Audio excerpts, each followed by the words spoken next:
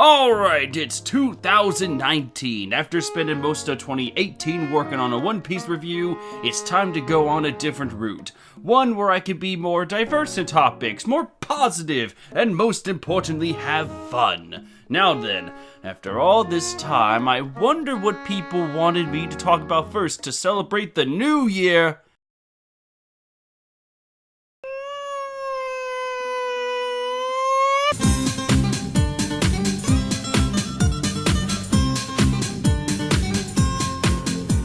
Hello my fellow legends, let's all sit back, relax, and talk about another certain legend, Dragon Ball, the Godfather, the King, the undisputed most popular anime, or really one of the most popular pieces of fiction ever created. The stories of Dragon Ball are timeless, and really I don't need to give much of an intro here. Just about all of you, if not everyone here, knows about Dragon Ball. It's been a staple of my life since I was in elementary school, so I have some strong feelings toward this series. And what a segue that was, because I have some feelings on one of Dragon Ball's more recent transformations. Since 2015, the world has been exposed to Super Saiyan Blue, and I'm not a big fan of it. Now I know as I said that, I just made the profits of the pitchfork and torch industry skyrocket, but I urge you to please hear me out. And then feel free to call me a loser, but I personally can't stand this transformation. There are too many things going against it, design-wise, story-wise, and even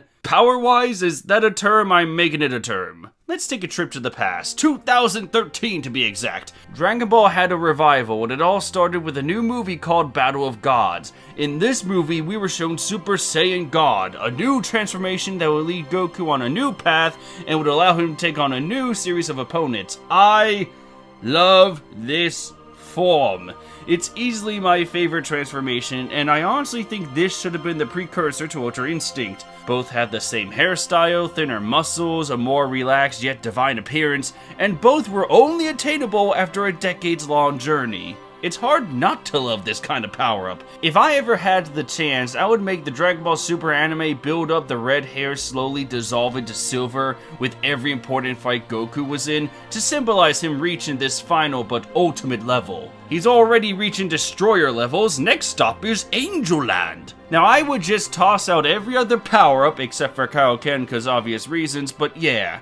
God form for the win. But ever since Battle of Gods, Super Saiyan God was pushed to fan service. From here on out, it would barely get any screen time or any relevance to the story. It was treated as a, hey look, we brought this back, cool right? I mean it doesn't do jack against any enemy ever, but oh it's back and better than ever, right? After you see this for 10 seconds, let's never speak of it again. The reason why is because of the sequel to Battle of Gods, Resurrection F. Coming out in 2015, we were shown in promotions and the movie itself the next stage of Super Saiyan God, to which I said, huh? You have to understand, at this time, we didn't have an anime to flesh out Goku with this new power yet. All we had was Battle of Gods, a video game or two, and then this movie, which would make Super Saiyan Blue the new go-to power-up, which boggles my mind. I mean, I get what the goal was. Let's take the Super Saiyan transformation, possibly the most iconic power in anime, or again, fiction in general, and rework it to fit into a modern story of Dragon Ball. Now, if there was a good amount of foreshadowing or effort put into the execution of this power-up, then this video wouldn't exist. But instead, we have a movie that just shows Super Saiyan Blue out of nowhere. I refer you to my first Where was the build-up? I mean, we had that Whis scene where he explained Ultra Instinct, but that's Ultra Instinct. This form, this right here, wasn't even mentioned. It was meant to be a surprise power-up, but it came off as a cheap ass pull that sucked not just the tension of the movie away, but also the overall threat of Freeza as well.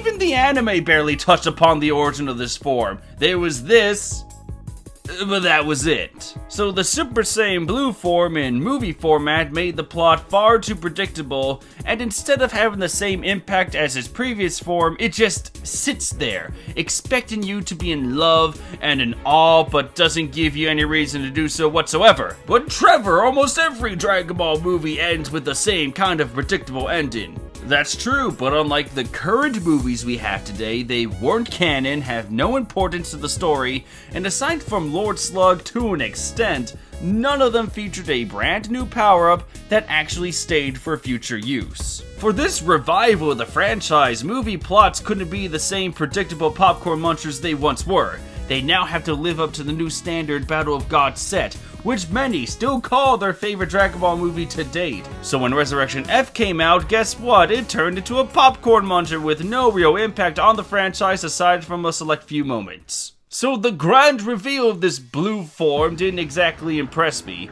I mean, we had a cathartic beatdown of Freeza with it, but the Tyrant put it best. It's just Super Saiyan with blue hair dye. A form that replaces Super Saiyan God because we need to jump to the next stage. Why was this form ignored? It was already pretty strong and had a ton of use in a practical sense. I'll come back to this topic, but to tie it in, let me share my largest issue with Super Saiyan Blue, and that is exposure. This form is used as often as the Kingdom Hearts cast saying the word darkness, and it once again boggles my mind. This form is supposed to be the end-all transformation, the strongest form Goku had up his sleeve that he could use at will. But why keep showing it though? Because it's a Super Saiyan form, and everyone loves Super Saiyan. I mean, the last part is true, but this form misses everything what made all the transformations before special, build-up, relevance in the fight, and impact. Even Super Saiyan 4 had impact, relevance, and the tiniest amount of build-up. It came out of nowhere, but when Goku used that form, I could at least say, sweet, he's Super Saiyan 4. Mostly because that form was needed in the context of the story. But for Super Saiyan Blue is used because marketing, or bad writing, or convenience, or making me weep for Super Saiyan God. The list can go even further. When Dragon Ball Super aired, name one time where a fight or a major plot point wasn't solved by Super Saiyan Blue. Despite the use of other forms that would offer better stamina control and could be useful, Goku always used this blue power to solve it. In fact, let's do a head count of every time Goku used Super Saiyan Blue in Dragon Ball Super. Remember, this is the strongest end-all transformation that Toei wanted you to take seriously. So, Frieza hit, copy Vegeta, Zamasu, Goku Black, Arali, Baseball, hit again, Illusions, Krillin, Bergamo, Tapu in normal form, Android 18, Android 17, Space Poachers, Gohan, Frieza again, Ning, Trio to Dangers, KO, Dispo, Machi, Kaio, Ribrian, Jiren, Kefla, these three guys from Universe 2, I can't even pronounce that, Ani Lhasa, and then Jiren again, and again, and again. Also Broly. Now in comparison, let's count how many times Goku uses Super Saiyan God. Beerus, Jiren, Dispo, Kunchi, Kalen Khalifa, Kefla. And also Broly. You've got to be shitting me. Why? Why was this power-up that was supposed to be this divine, important stage made into a bland rehash of a former power? Why was Super Saiyan God thrown out like your racist grandmother's opinions? Or really, the better question is, why was Blue used so much? Going back to this collection, I think the only time Super Saiyan Blue would be justified would be against Frieza, Hit, maybe Goku Black, Jiren, and maybe Broly. That's it. You want to make me believe that Super Saiyan Blue is the strongest form? Use it sparingly then. Save it for when it's actually needed. Remember how strong the red form was? It made Beerus fight using about 70% of his power. That's very impressive and pretty damn strong. Hell, Beerus using at most 10% of his power brought every Z warrior, Majin Buu included, I'll say it again, Majin Buu, to their knees in only a few hits. So Super Saiyan God, pretty strong. But I would make the argument that it should be used sparingly too, because when Dragon Ball Super showed me Super Saiyan Blue over and over again, it was telling me that every one of these characters were on the level of a god, and that's not true. It makes no sense, and it's a load of bullshit. It's so much bullshit that you need a farm holding at least 10 bulls to accurately sum up this amount of misleading shit. You're really gonna try and convince me, Dragon Ball Super, that each of these characters can fight as well as the God of Destruction when they fight seriously? I can only think of 5 possible entries in this collection that could pull it off. Hell, one of them can even win against a Destroyer.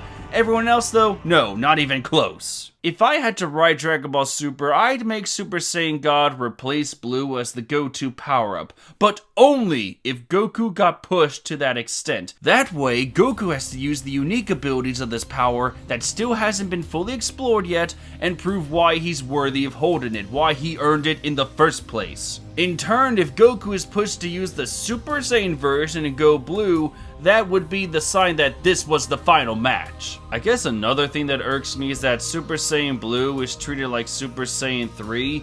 Both forms bring out the full potential of a fighter, but comes at an enormous cost of stamina and energy. So to see that set rule get broken time and time again, it gets old fast. There's a reason why Super Saiyan 3 was adored by many, cause it was used as the last resort, the indication that shit got real. If Blue was treated like that, well, again, this video wouldn't exist. Now, the writers have tried to use the excuse that Blue is all about ki control, and that's why he uses it all the time to balance it out against enemies. However, that still doesn't take out the stamina drain. Again, they're ignoring a certain other form that gets the job done and offers no real loss of stamina.